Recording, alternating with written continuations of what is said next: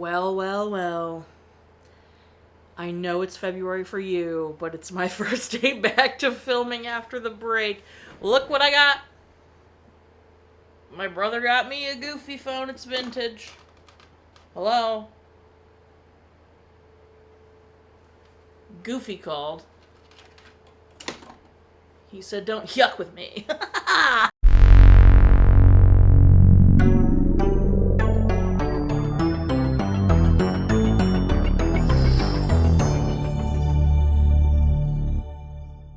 Welcome back to Ever Disney Movie Ever. My name is Jess. I'm watching Ever Disney Movie Ever. Today I'm going to be talking about Spin. Spin is a 2021 Disney Channel original movie. It's about a girl named Rhea who doesn't realize she's limiting herself and her creativity and putting these standards on herself that don't need to be there until she discovers DJing, and that's her true, creative outlet. It is directed by Manjari Makijany, cinematography by Jeremy Benning, editing by Franzis Muller, music by Marius DeVries, and it's written by Josh A. Cagan and Carley Steiner. The film stars Avantika as Rhea, Meera Syal as Asha, Abhay Deol as Arvind, Aryan Simhadri as Rohan, Anna Cathcart as Molly, Jahbril Cook as Watson, and Kerri Metters as Ginger. This was originally being made for Disney Plus, but got reformed to be a Disney Channel original movie. Production was a month long from October 2020 to November 2020, and it was pretty well received. The movie starts off with very interesting effects for the music picking and things they end up using throughout the film. It had quite a lot of coverage. It's a very colorful and vibrant movie, which was appropriate and fit really well with everything that was going on. It's pretty to look at. I really have no visual complaints. Alright, so this movie is obviously very about music, and for a film that's very about music, I feel like there's not actually a ton of music in the film. There's a dance sequence for her grandmother that's pretty good, and then you hear some music in the background of a lot of situations, and you hear clips of stuff that her and Max are working on or that she's working on, but otherwise you don't really hear a lot of music in this movie, which I thought was really interesting. And some of the music that you do hear, you're like, yeah, okay, fine. And then the stuff she made with Max, it's good. I'm just so thankful that the song she made for the competition, that she wins the competition with, was actually the best song in the movie. Because if it hadn't been, that would have been a huge problem. That's not the first time it would have happened. There's been many times where it's like, this is the song we saved for the final competition, and it's not as nearly as good as stuff they did earlier in the movie. So I was thrilled that the song she did at the end was actually the best song in the movie, and it's the one you hear, actually the full thing, which is really nice, because a lot of the other songs I felt like you didn't even hear the full thing of it, and then obviously the stuff she's picking, you never hear the full thing. So I thought it was great that the thing she made to win the competition at the end was the best song I heard throughout the film. Anything that had the Indian influence, the Bollywood influence, was so good. I think that was the stuff that stood out the most. Anything that sounded like generic DJ beats was honestly kind of to me, because it's just yeah, okay, we get it. So it was fun to see the different takes on DJing and how the things come together, and for a movie about music and DJing, I feel like there was not a lot of music in it, especially all the way through, hearing the whole thing. This is interesting, I will say that. I can tell that it was probably supposed to be structured as a Disney Plus release, but then got restructured to DCOM. It is an incredibly high quality DCOM if that's what we're going with. It is probably the best, quality looking Disney Channel original movie. The colors, the cinematography, this is a big budget moment. I wouldn't be surprised if this was the biggest budget DCOM, because it had really great effects. The cinematography was just light years above some other DCOM cinematography, so I feel like it had the budget of a Disney Plus, direct-to-Disney Plus release, which can wide range, obviously, but was put on Disney Channel, which is fine. Obviously, Disney Channel originals go way back. In the beginning, this gives, and only the people that understand this will understand this, but it gives another Cinderella story, Once Upon a Song. I cannot elaborate further than that. There's just something in the, like, another Cinderella story and another Cinderella story, Once Upon a Song, that has this, like, cringe factor, but it has enough, like, cute and heart and stuff to, like, help you get past the cringe factor. It does get less like a Cinderella story, Once Upon a Song, the later we get in the movie, but it definitely has, like, this, like, cringe, like, people don't talk like that, and, oh, that wasn't the most natural way to get there, or, oh, that doesn't feel, like, as real as it could have been, but it's passable.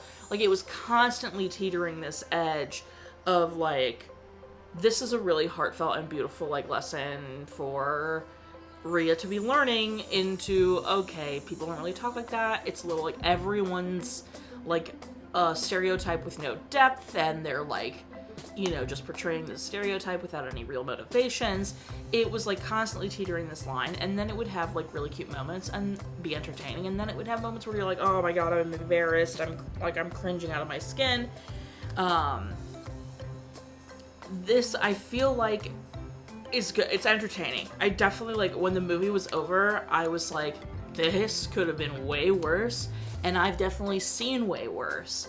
But it also was a little bit disappointing because it could have been, like, so good. I feel like they couldn't find where the conflict needed to be. They were setting up that, like, the father's super supportive, the grandma's super supportive, it's Rhea. It's, like, an internal conflict. It's Rhea versus Rhea. And her idea of that, like, she needs to be at the restaurant helping her dad because he doesn't have her mom anymore, parent death. It's Rhea putting all this pressure on herself to be the perfect coder, the perfect, you know, restaurant daughter, the perfect whatever. She's more like her dad. She would never be like her mom, like, creatively or whatever. Like, and that's fine for that internal conflict to happen in her where she has all these outside sources being like, girl, you can do whatever you want. And her be like, no. And then finally realize, like, oh, no, it's okay, actually. Like, that would be fine. But we have that going on for, like, a little. But then we have, like, at the beginning, the dad is, like, really supportive and is like, you don't have to be here. Like, just tell me you don't want to be here. But if you are going to be here, like, I need you here. If you are, like, choosing to do that.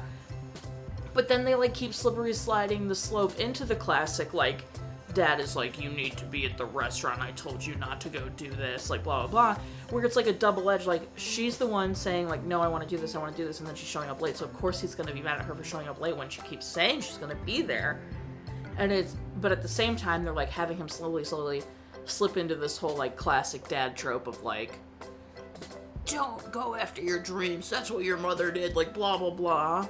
So then they have that going on, which is like, okay, so now the dad's the conflict source and the villain in the story, but then you have Max, who takes credit for what they worked on together, so, like, he's a villain in the story, and, like, he's a villain for a second, and then you kind of forget about it, and then it comes back and it's like, he's the villain at the Battle Masters thing, but, like, she sees him and she's like, you know, I don't care, and he's like, oh, and you're like, great, she told him, like, so they couldn't, like, find, and then, like, they have an influencer friend who isn't the bad guy, which was kind of really refreshing, if I'm perfectly honest, although she has one moment that's kind of like, ugh, so you think she might be the villain, but then she isn't the villain, she's very supportive. Like, there's a line in this movie where her three friends, one of them's the influencer, the other two are her coding friends, where they, like, you know, they overhear Max saying something, they're like, is that true? And he's like, she's just being dramatic.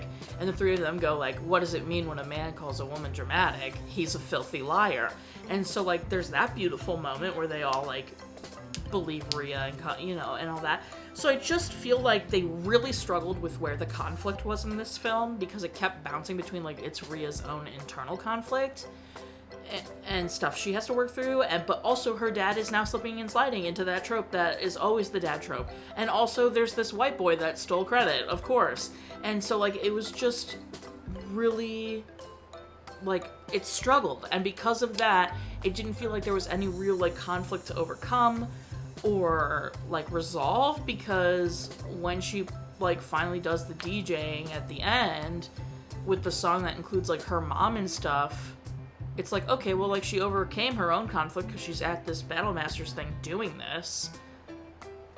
And then like her dad, like it was never truly bad conflict between her and her dad, and then Max she's already told off. So it feels like, okay. So I just feel like I'm holding this movie to a higher standard because it breathes higher standard, but struggled in some areas. All that to say, it was enjoyable. Like, it's definitely not the worst. I don't know what you mean, but Michael Bishop is so bad in this film. His other notorious credit is being one of Superman and Lois's children in Superman and Lois. And those of you that know me know Superman's my favorite superhero. I love Superman. I would ride or die for Superman. He's the best. We love. That is to say, I watched a singular episode of Superman and Lois and actually hated it. So I think that's really funny that this kid was in that and I hated it. So he's really bad in this movie. I feel terrible saying that, but he is so like cringe and disingenuous, and it just like, if I don't know, man. I don't know. I don't know how to explain it. He is so bad. He's the worst one of the main bunch. I will definitely say that with confidence.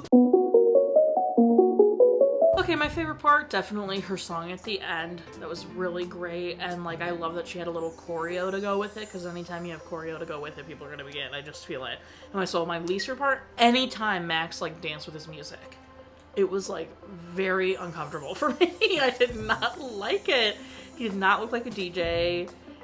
Union Max, because like Union Jack, haha, because he's British. I don't know. No. Recommend?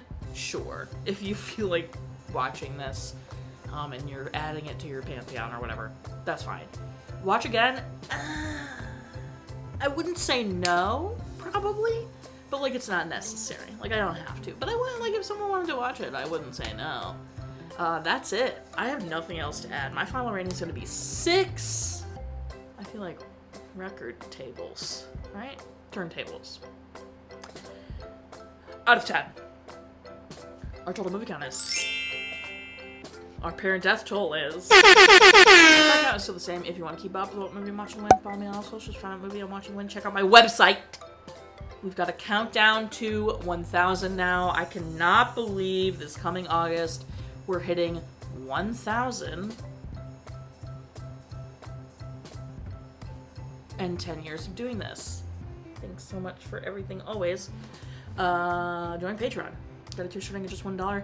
Get every video a week early. Tiers of that, daily trivia, monthly postcards, bonus content, etc. Please go check it out. Buy merch. Merch is great. Merch is grand.